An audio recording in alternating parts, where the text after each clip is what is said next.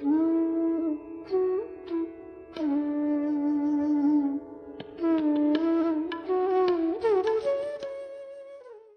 बहुत से लोगों को यहाँ मैं देखती हूँ हमसा चक्र की पकड़। हमसा चक्र की पकड़ के लिए रोज़ थोड़ा सा घी, अच्छा घी बना करके और एक ड्रॉपर शीशी में रख लीजिए और उसको नाक में 2 बूंद ज़रूर डालना चाहिए। उससे हमसा चक्र साफ रहेगा, सारी ड्राइनेस चली जाएगी। खासकर जो लोग ड्राई है बहुत, उनके लिए फ़ायदे की चीज़ है। उससे आपका हमसा खुल जाएगा और आपको अच्छा लगेगा। जय श्री माता जी। अभी हम नाक में घी कपूर छोड़ने की विधि देखेंगे।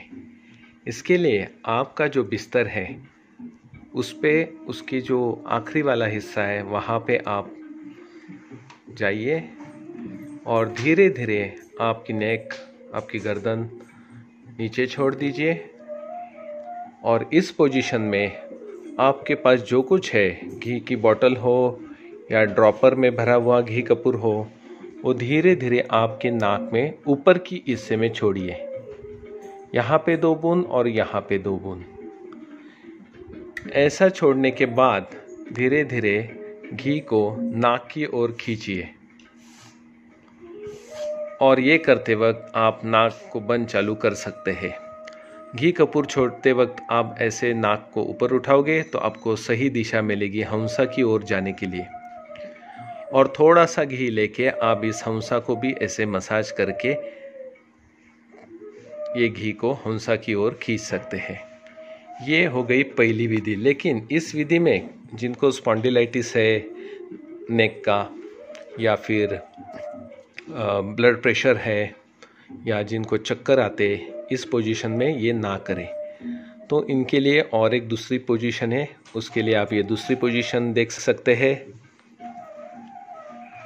जगह पे आप सो जाइए बिना पिलो के और धीरे धीरे वहीं पे आप गर्दन को ऊपर उठाइए, नाक को ऊपर लेते हुए आप 2-2 बूंद ऐसे छोड़ सकते हैं।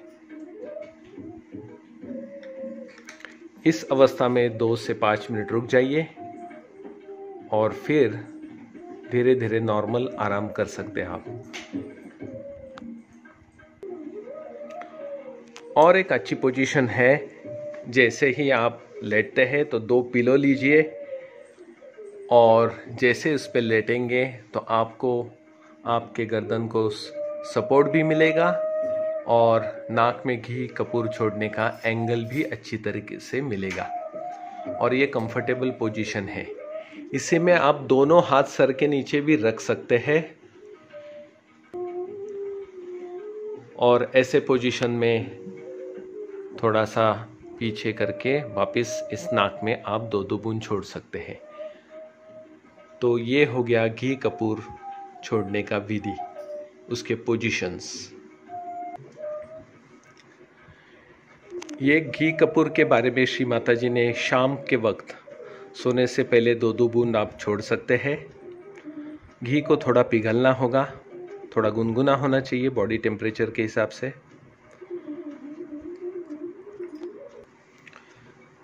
सर्दी के सीज़न में शाम को ज़्यादा ठंडी होने के कारण फिर आप दोपहर को इसको छोड़ सकते हैं। घी कपूर बनाने के लिए आप 100 ग्राम गाय का देसी घी लेके उसमें 15 ग्राम भीमसेनी कपूर मिला के उसको एक शीशी में वाइब्रेट करके रख दीजिए।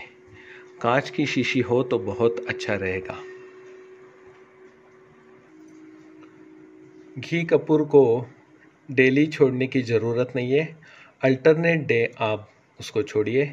हंस चक्र, आज्ञा चक्र, मूलाधार चक्र और विशुद्धि चक्र, चारों को इसका अच्छा फायदा होता है।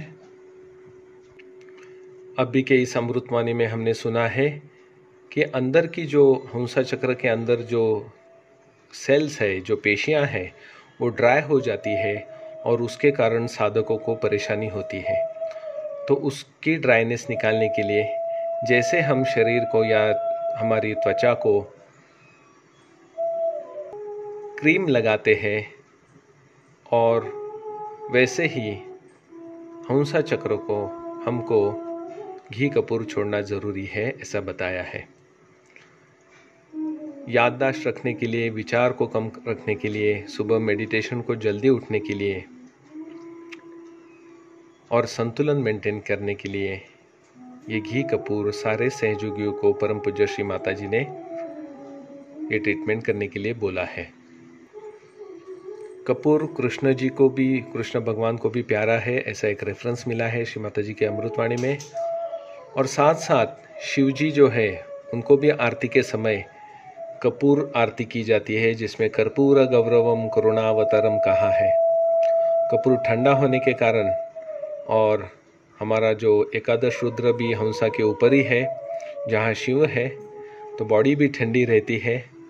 तो इस गर्मी में भी और ओवरऑल हंसा चक्र को बैलेंस रखने के लिए सहयोगियों को ये करना ज़रूरी है।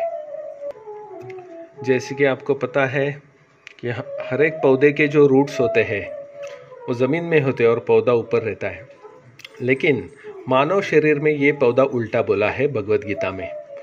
ऊर्ध्वमूलम आदश शाखा, यानी जो मूल है, रूट्स है, वो ऊपर है और ब्रांचेस यानी शाखा नीचे है। इसीलिए घी कपूर जब नाक में छोड़ा जाता है तो वो मूल की ओर यानी रूट्स की ओर जाता है। आयुर्वेद ने भी कहा है कि नासा ही शिरोसो द्वारम, नाक ये सर का दरवाज़ा है और नाक में जो कुछ हम छोड़ते हैं वो डायरेक्ट सर की ओर यानी हंस चक्र, आज्ञा चक्र की ओर जाता है। तो आज से सब सहयोगियों से अनुरोध करता हूँ, विनंती करता हूँ कि श्री माता जी ने बताई हुई ये ट्रीटमेंट ज़रूर अपनाइए और अपना जो निर्विचार स्थिति है उसे बनाए रखें। जय श्री माता जी।